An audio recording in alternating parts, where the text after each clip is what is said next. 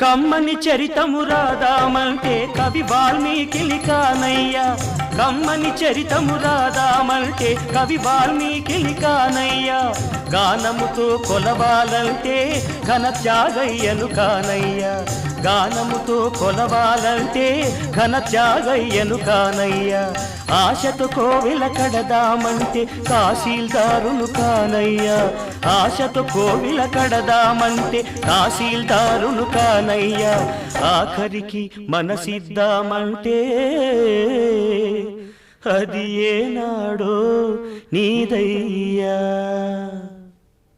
ఏమయ్యా ఏమయ్యా ఓ రామయ్యా ఎలా సేవించాలయ్యా నిన్ను ఏమని కీర్తించాలయ్యా ఏమయ్యా ఓ రామయ్యా